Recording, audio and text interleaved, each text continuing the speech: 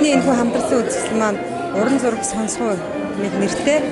Тэгээд би төрийн сургууль хөгжмийн зохиолч Соромжон Болдогчтой хамтраад дүрслэг урлаг хөгжмийн урлагийн одоо энэ харилцан шүтэлцээг харуулсан юм гоё сонирхолтой үзэсгэлэн гаргая гэж ингэ зориод өнөөдөр ингэ үзэсгэлэнгээ нээсэндээ үнэхээр баяртай байна.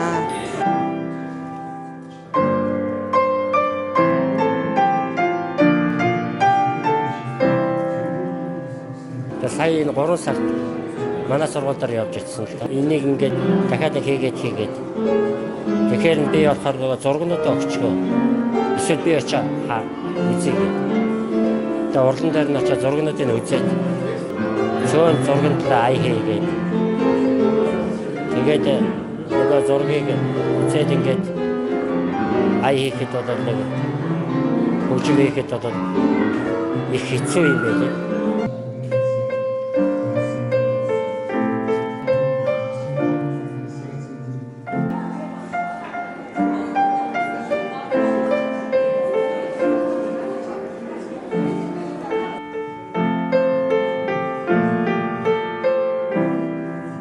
Соромжон Болдогч маань одоо миний зурганд гоё 13 ширхэг хөгжмийн ая зохиосон байж байгаа. Энийгээ бид CD болгож бичүүлсэн. Би бас хөгжмийн Соромжон Болдогчийнхаа хурмстын уйлга хэмээх гайхамшигтай том хэмжээний хөгжмийн бүтээлд нь энэ хурмстын уйлга хайр намра бороо гэсэн энэ бүтээлүүдийг бас хийсэн байгаа. Тэгээд энэ маань ингээд харилцсан юм уйлдаатай юм үзэсгэлэн болж байгаа онцлог байгаа. Тэгээд би бас ингээд хүн үзэсгэлэн гаргасандаа сэтгэл өндөр байна.